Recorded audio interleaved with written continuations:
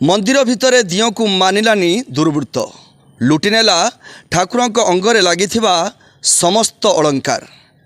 गत रविवार विलंबित रात्रि रे बालेश्वर जिला बाहानगा ब्लॉक अंतर्गत गोपालपुर मार्केट पाखापाखि अवस्थित ग्रामर दुलेईचंडी मंदिर एवं श्री जगन्नाथ मंदिर रे विपुल परिमाण अलंकार लुट होईछि। तत्सहित हुंडी बाक्स लुट होईछि। तेबे आमे से मंदिर परिसर रे अच्छु। आम निकट किसी जनसाधारण मैंने अच्छा सीधा सड़क प्रतिक्रिया नवा। मोर ना सौभाग्य मिश्र, ग्राम गोपालपुर।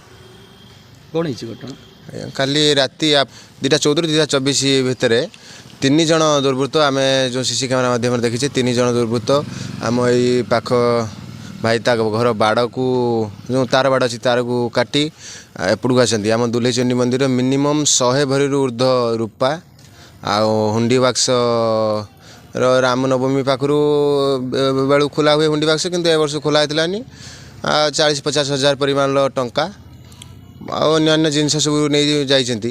कौन कौन अलंकार लुट अलंकार भितर माँकर हार माँकर चिता माँकर सब प्रकार अन्य प्रकार मुकुट सबकि जिनस चोरी हो जाइए। आम ग्रामर मासे तले आम बाटमला मंदिर चोरी होता पुणी थे दुलेईचंडी मंदिर चोरी होती आम जगन्नाथ मंदिर चोरी होती। आम कौन जापारे पुलिस प्रशासन कौन करुच्ची जिला प्रशासन कौन करुच्ची बारंबार साइंटिफिक टीम आसती बारंबार इन्वेस्टिगेशन होची कौन तिक्तता बाहरी पारनी कि कौन किसी आम कनक्लूजन पहुँची पारनी।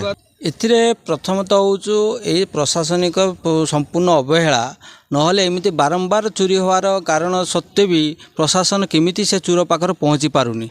चोर को पुणी जे रिसेंट एवं जे गोटे चोर को धराई से पुणी प्रशासन न धरिकी साधारण लोकंकर सहयोग से धरा पड़ी जे प्रशासन ही एथर जना पड़े से पूरा निष्फल।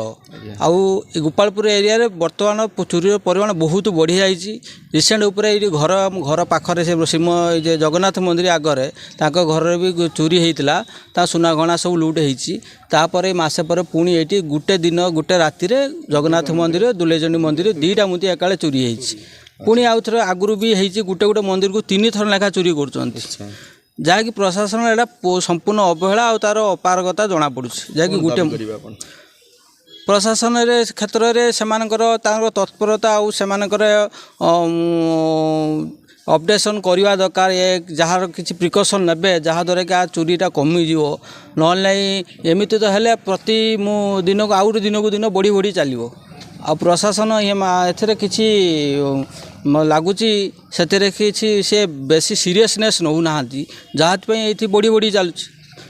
मु गोपालपुरवासी मंदिर कमिटी जन मेम्बर ये जो मंदिर आज 14 वर्ष है आम बहु कष्टर मंदिर करूँ कलापर आमर पूर्वतन मंदिर थिला भांगीगला पर नुआ मंदिर 14 वर्ष होगला 14 कि 15 वर्ष होगला पर आम लोकंर सहयोगर बहुत किसी गहना गांठी करूँ गहना मिनिमम 100 भरी पाखापाखि रूपार करूँ लोकंर सहयोगर करूँ आ सुना गहना 4 भरी पाखापाखि गहना थिला कलापर आम ये करूँ माँकर कानफुल नाक से बेकर लकेट ये सब बहुत कष्ट मागी जाचिकी करूँ कलापर दीर्घ दिन धरिकी अन्य मंदिर चोरी है बेले ये मंदिर एवं चोरी है बहुत मंदिर चोरी होती प्रशासन तार किसी दायित्व नहीं कि बुझनी कि क्या गोटे आसामी से मंदिर चोरी बाबद